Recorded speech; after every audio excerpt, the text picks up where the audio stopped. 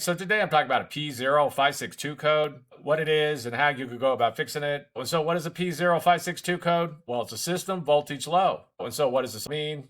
Well, cars and trucks, they have a charging system that's going to have an alternator that's charging everything. It's going to have a battery for storage, along with wires that's going to have everything connected. But when you get this P0562 code, and there's some kind of problem going on inside this system, the computer's seeing that the voltage is lower than it should be, and so it's going to have to be troubleshooted to know why. And so the first thing to go and do when you get a P0562 code is go and check your battery terminals, be sure those are good, be sure there's no corrosion going on or anything like that, because it is very common for the battery terminals to get corrosion. That's going to cause a bad connection, and that can start triggering codes. So the first thing you're going to do is be sure your battery connections are good. And the next thing to check is going to be the battery. There's some different ways to go about testing the battery. You can take it to automotive stores. They'll test them for free. But the first thing to go and check when you get a P0562 code is go and check the terminals, be sure those are good, and be sure the battery is good. If that all checks out good, then the next thing to go and check is going to be the alternator. If the alternator is not charging correctly, then that's going to cause a lot of problems. If you have a multimeter, you can't go and check this. The way you do it is you connect to the battery terminals, you set your meter to DC volts, and you check to see what the voltage is when the engine's not running.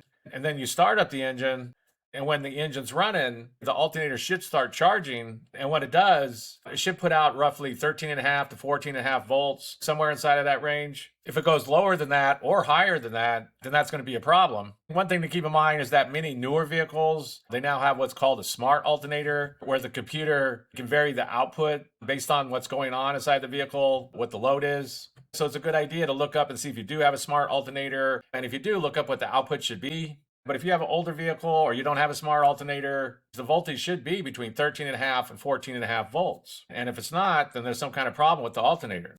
This can include the voltage regulator, which is usually going to be built into the alternator, although sometimes some manufacturers, they built it into the main computer. And when a voltage regulator goes bad, the voltage could be all over the place. It could be low 1 minute, high the next minute.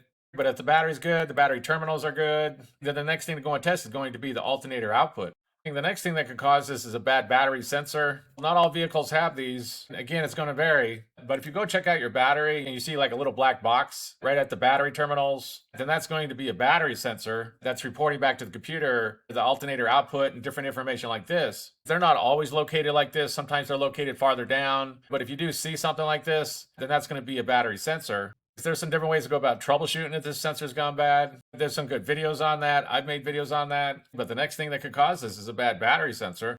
And the last thing on the list is going to be a bad computer. This isn't going to be too common, but it does happen sometimes. Some manufacturers have the voltage regulator built into the computer. And when that part goes bad, that's going to cause problems. Also, if the vehicle has a smart alternator, that's all going to be controlled by the computer. If you do think you have a computer problem, be sure to check all your fuses. Be sure all your connections look like they're good and everything's plugged in. Also, one thing to mention with these computers is that sometimes, not all the time, but sometimes when they go bad, you get burnt components on the board and you can kind of smell it. And so if you do think you have a bad computer, when you go up around it and you kind of have a burnt smell, then it is possible that there's some kind of problem going on with it. Like I said, this doesn't always happen. These computers can fail and there's no burnt components or anything like that. But if you do smell a burnt smell up around there, then it is possible that there's some kind of issue going on with that computer, because the last thing on the list is going to be a bad computer.